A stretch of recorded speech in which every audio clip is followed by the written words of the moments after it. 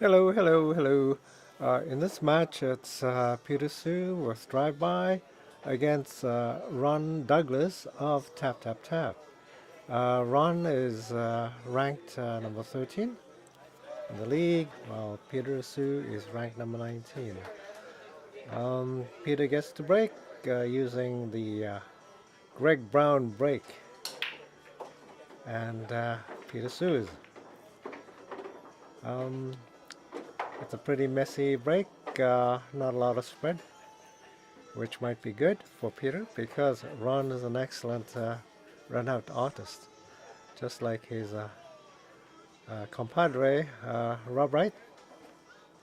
Ron is extremely dangerous, so if a table is open, he will run it. So in this way, it's pretty good for Peter because Rob will have to do a lot of breaking out of balls to do a run out, and he's gonna use, well, Rob missed his breakout, and but he still has a shot.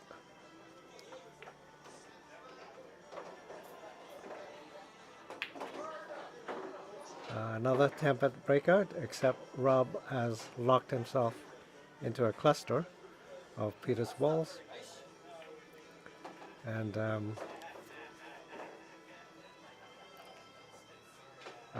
Ron has a bad ball right in the cluster of Peter's ball, so Peter's not too worried at this point.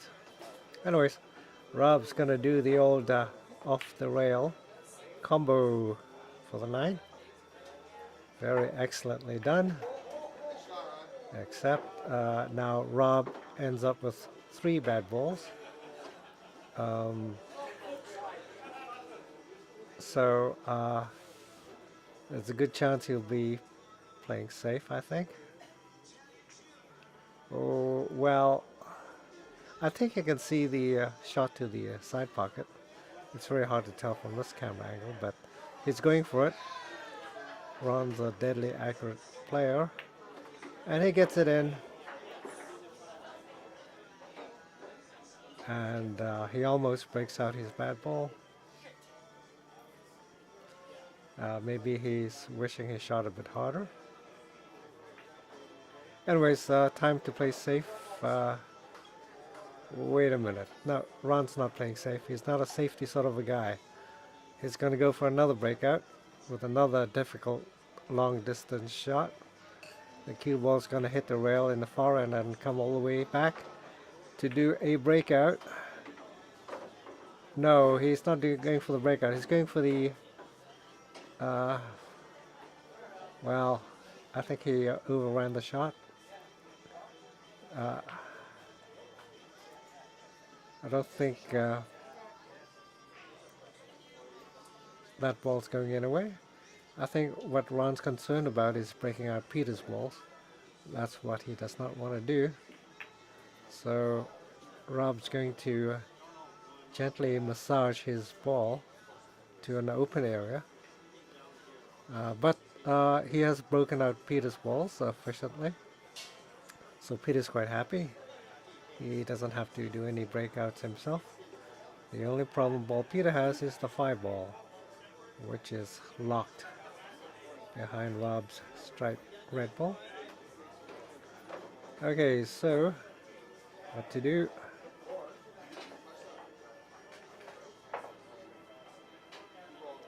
Peter will need to break out the 5, so he doesn't have any balls close by. So chances are Peter's going to run out a couple balls and then play safe and hope Ron will do the breaking out himself. Peter misses, but it's one of those good misses. He wasn't too particularly concerned about getting the balls in because the main thing is to play safe. Ron does not have a shot, and Peter will patiently work his 3, 7, and 3, 2, 3, 7, and 2 into the open. Oh, Rob plays a very nice 9-ball type shot where he breaks out his bad ball and leaves Peter with nothing to shoot. So Peter is being very careful here. He does not want to give Ron a clear shot should he miss. The balls are very close together, the 5 and the cue ball.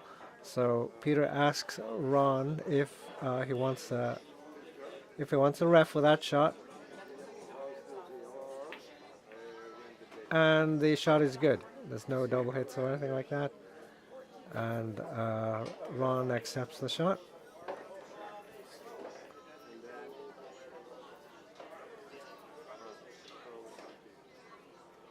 Okay, Peter has to take out the 2. That's the only shot available to him. And he needs to get the cue ball back to the middle of the table, so he's going to do a draw. And the cue ball swings to the middle of the table.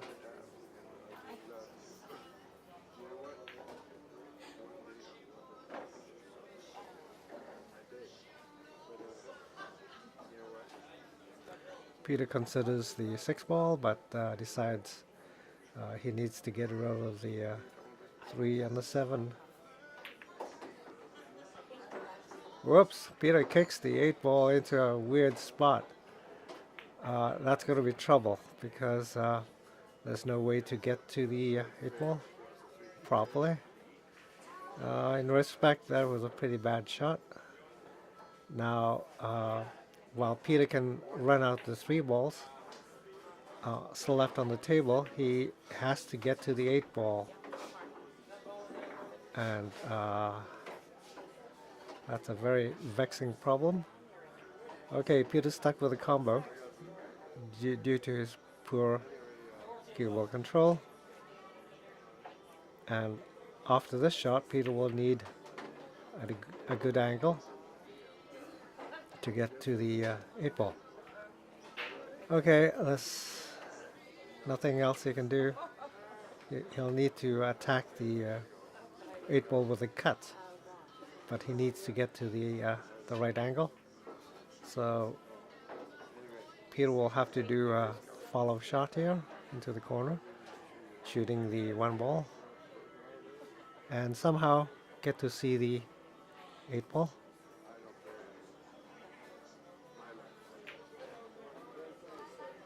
And Peter is very careful to check to make sure he can cut the 8 in. Very dangerous shot here. He could either underhit or overhit, and both are fatal because he will lose the 8 ball. So he's taking his time, measuring the amount of speed he will need to apply to the 1 ball, and he's about to commit now. Corner with top. Did he do it? Oh, almost. He could use another 2 or 3 inches. The stripe is too close to the 8 ball. So Peter calls for a ref. He's planning to cut the 8 in. And Ron goes off to find a ref. And Peter calculates his shot. Yeah, Peter's not shooting, he's just getting the feel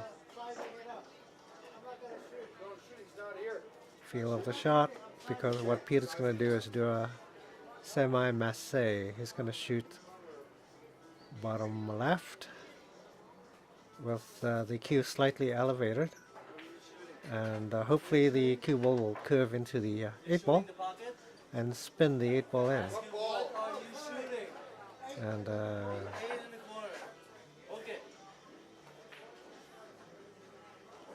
okay, so Dominic Grenier is the referee for the shot.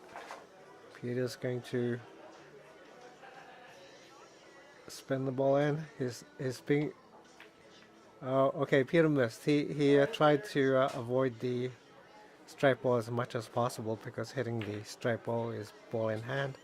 and that is instant death because Ron, with ball in hand, with 2 balls to run, he cannot miss. Anyways, luck goes to Peter. Ron's high ball is married to the 8 ball, and Ron can either do a carom or cut the ball in, but doing the carom risks the 8 ball flying into the bottom right corner. I think Ron took a look at the trajectory and he's not too happy. So I think he will plan for the cut. Straight cut, no carom. He does not want to move the 8 ball. If he did, it would be game over.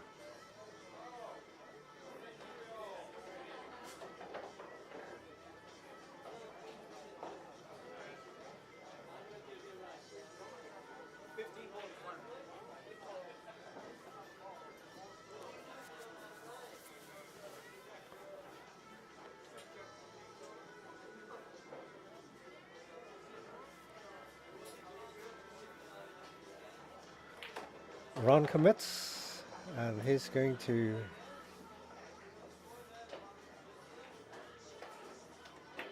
Ron did go for the carom. Okay. I think Ron should have put a bit of bottom on that shot because the cue ball, I mean his object ball hit the long rail, which suggests he must have put top or something. Anyways, Peter has a free shot on the 8 to the corner.